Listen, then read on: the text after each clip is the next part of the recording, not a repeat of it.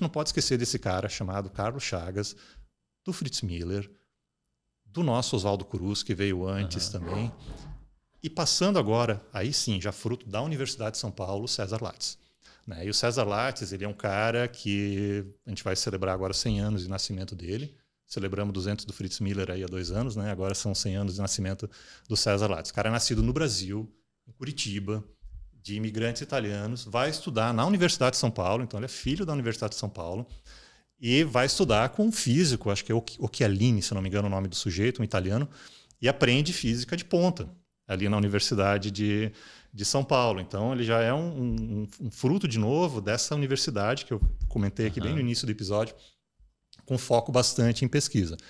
E quando ele termina ali a graduação dele, ele é mandado para a Inglaterra, para trabalhar com o Cecil Powell, que é o sujeito que estava fazendo umas placas fotográficas, né? Já estava fazendo isso há um tempo, para detectar essas partículas, né? Da física de partículas, que sabia que tinha próton, nêutron, elétron, mas alguma coisa tinha que segurar esse núcleo do átomo. Né? E um físico japonês, na década de 30, Yukawa, se não me engano o nome da pessoa, postulou lá que devia ter essa tal partícula. Né?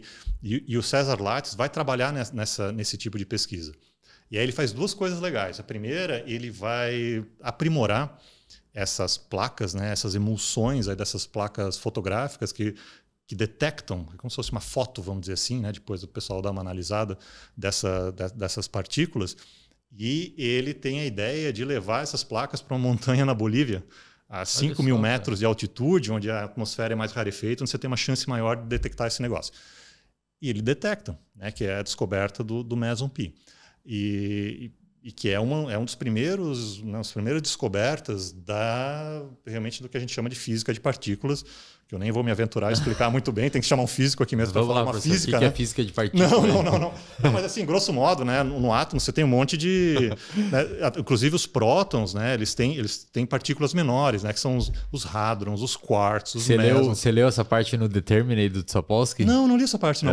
Por acaso, essa parte não... Ele passa lá sobre o indeterminismo quântico. Ele diz que o único nível de estudo que a gente consegue dizer que pode existir um resquício de livre-arbítrio é no indeterminismo quântico, onde 2 partículas podem estar no mesmo lugar ao mesmo tempo. Caraca! Mas daí no início... É mais ou menos isso, né?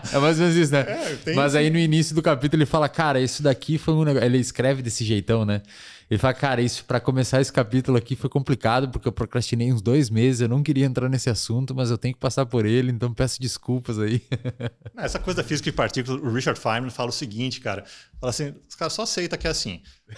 Não tenta entender esse negócio. Exatamente. Aí tem aquele princípio da incerteza do Heisenberg, que eu já comentei, você não consegue determinar exatamente onde o elétron está no negócio. Ele cita isso daí, inclusive. Então, você não sabe se ele está aqui ou está aqui. É o que eu falei no primeiro episódio, não sei se você lembra de evolução, que tudo que é muito pequenininho e muito grande, nosso cérebro ele buga, né? Porque a gente está acostumado com as 3 dimensões aqui da coisa. Muito bem.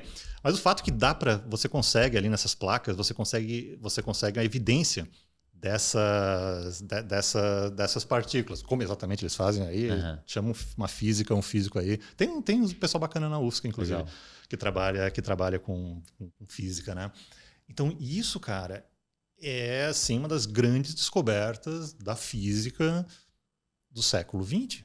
Né? Isso aí rendeu 2 prêmios Nobel do colega japonês, acho que em 1949, que previu, né, que tinha essa, né, o que teoricamente conseguiu, né, previu que teria essa partícula, e do Powell, que foi, digamos assim, o orientador ou chefe do César Lattes. Só que pelas regras da época, pelo menos, era só o chefe do laboratório que ganhava o prêmio. Então, César Lattes acabou não levando. Mas aí o que acontece com César Lattes? Ele sai da Inglaterra e ele ainda vai para Berkeley, nos Estados Unidos, para tentar detectar os mesons, ou meson pi, no acelerador de partículas de lá, que não estava funcionando direito, eu não lembro exatamente, um cara chamado Gardner. E detecta. Então, ele detecta na natureza e ele detecta depois em laboratório também. Então, cara, 2 baita descobertas desse sujeito chamado César Lattes, que são um dos embriões assim, né, dessa física de partículas, de aceleradores e assim por diante. Só que esse Gardner, se eu não me engano, ele falece. E aí também não leva prêmio nesse caso. De novo, assim, eu tenho uma relação, assim, eu não estou dizendo que prêmio seja coisa... Eu nem sei se ganhar prêmio é coisa legal, tá? Para começo de conversa. Né? Mas no Nobel tu ganha $1 milhão, né? Então talvez desse uma mão para ele ali. Mas eu falo assim da filosofia de um prêmio, sabe? Sim, eu acho que a gente tem que pensar um pouquinho. Sim. Por quê, Eslen? Porque a ciência é uma atividade coletiva. Isso. E o prêmio é individual. Isso. Então, assim... Pelo que eu entendo assim, do prêmio Nobel, eles dão o prêmio para quem abriu uma ramificação, uma capilarização de outros experimentos. Então, nesse caso aí, foi o japonês que ele postulou um negócio e abriu várias outras oportunidades de pesquisa que aí vieram a confirmar o que ele achou, né? Perfeito. Mas ainda assim, se esse é o método correto ou não, esse japonês também fez isso baseado em alguém, e por que o outro alguém não ganha? Então, realmente é complicado. Não, eu acho assim, tanto Yukawa, se eu não me engano, o colega, o físico do japonês, quanto o Paulo, não, merecido o prêmio, sem dúvida nenhuma. Né? Isso aí, os caras realmente têm o merecimento deles, só que... Né, mais recentemente, né, mais pessoas acabam sendo agraciadas. E aí, de novo, é minha opinião. É a opinião minha, assim, do pouco que eu sei. A thumb do episódio vai ser Nobel é uma porcaria, não devia existir. Não falei isso, não falei. Tem uma coisa assim, eu vejo um lado interessante. Mas eu acho o número de prêmio Nobel ela é uma métrica interessante, com todos os problemas que o prêmio Nobel tem. Tem uma galera que ganhou o prêmio Nobel que eu acho que não da paz, por exemplo, que, né, sei lá, não vou nem entrar nos detalhes dessa coisa, mas tirando esses casos à parte, assim, eu acho que é uma métrica interessante para a gente, pelo menos, utilizar em termos de comparar nações. Mas o que eu quero dizer assim, o César Lattes foi um cara bem importante. Se devia ter ganho prêmio, não sei, isso aí cada um decida, né, a mesma coisa em relação ao Carlos Chagas, mas é um cara que depois volta para o Brasil, que isso também é interessante.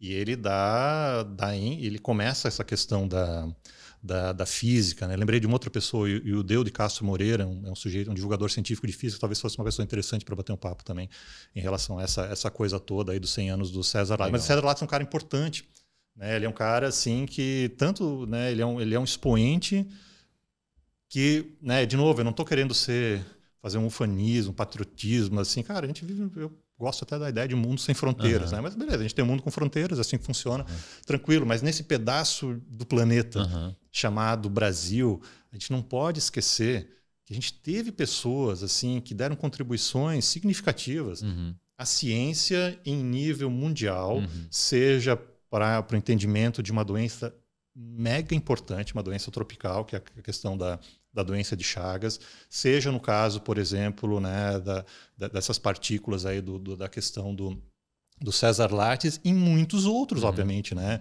Você comentou o professor Nicoleles, né? O esquerdo também é um cara que... Perfeito.